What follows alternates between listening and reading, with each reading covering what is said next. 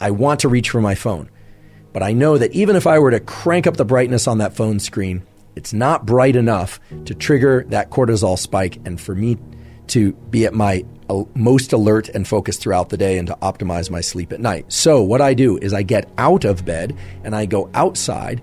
And if it's a bright, clear day and the sun is low in the sky or the sun is, starting to get overhead, what we call low solar angle, then I know I'm getting outside at the right time. If there's cloud cover and I can't see the sun, I also know I'm doing a good thing because it turns out, especially on cloudy days, you want to get outside and get as much light energy or photons in your eyes.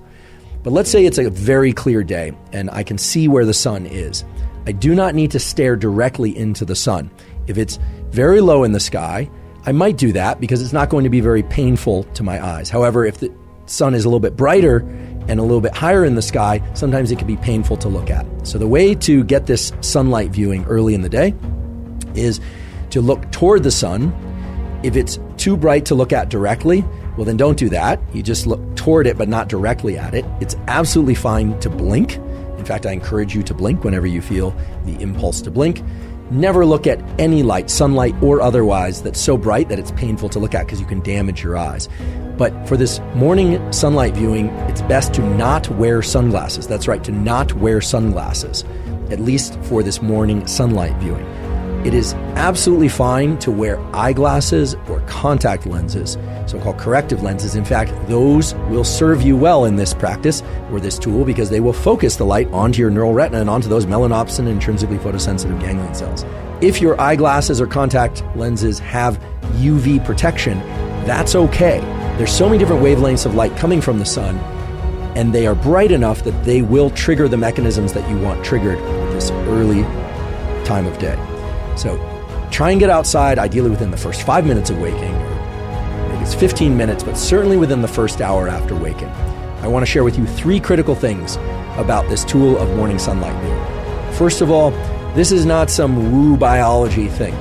This is grounded in the core of our physiology. There are literally hundreds, if not thousands, of quality peer-reviewed papers showing that light viewing early in the day is the most powerful stimulus for wakefulness throughout the day, and it has a powerful positive impact on your ability to fall and stay asleep at night. So this is really the foundational power tool for ensuring a great night's sleep and for feeling more awake during the day. Second of all, if you wake up before the sun is out, you can and probably should flip on artificial lights in your internal home environment or apartment or wherever you happen to live if your goal is to be awake.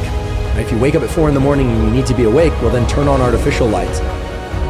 Once the sun is out, however, once the sun has risen, then you still want to get outside and view sunlight. Some of you will wake up before the sun comes out, and if you're asking whether or not turning on artificial lights can replace sunlight at those hours, unfortunately, the answer is no.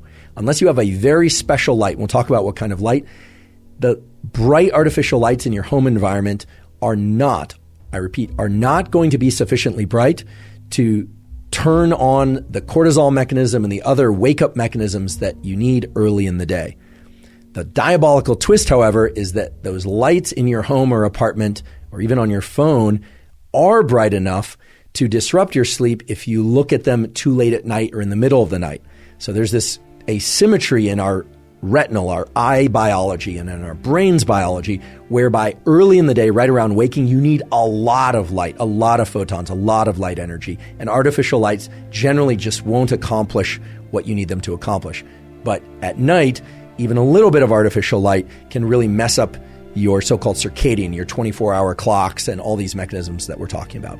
So if you wake up before the sun is out and it's still dark, please turn on as many bright artificial lights as you possibly can or need, but then get outside once the sun is out. On cloudy days, you especially need to get outside. I repeat, on cloudy days, overcast days, you especially need to get outside and get sunlight. You just need to get more of it. Now, how much light and how much light viewing do you need? This is going to vary depending on person and place, literally where you live on Earth, whether or not there's a lot of tree cover, whether or not you're somebody who has sensitive eyes or less sensitive eyes. It's really impossible for me to give an absolute prescriptive, but we can give some general guidelines. In general, on a clear day, meaning no cloud cover or minimal cloud cover. You want to get this sunlight exposure to your eyes for about 5 minutes or so. Could be 3 minutes one day, could be 7 minutes the next day, about 5 minutes. On a day where there's cloud cover, so the sun is just peeking through the clouds or it's more dense cloud cover, you want to get about 10 minutes of sunlight exposure to your eyes early in the day. And on days that are really densely overcast or maybe even are rainy, you're going to want to get as much as 20 or 30 minutes of sunlight exposure. Another key thing is do not forget about, just don't try and get this sunlight exposure through a windshield of a car or a window, whether or not it's tinted or otherwise. It takes far too long. It's simply not going to trigger the relevant mechanisms. You would be standing there all day trying to get enough light into your eyes from the morning sunlight, and by then the sun will have already moved from low solar angle to overhead, and it simply won't work for all sorts of mechanisms related to your circadian rhythm functions. So just don't try and do it through a windshield, sunglasses, or a window. It's just not going to work. Get outside. If the weather is really bad or for whatever reason, safety reasons, you cannot get outside, well then I suppose try and get near a window. That would be the last resort. But you really want to get outside to get this sunlight exposure.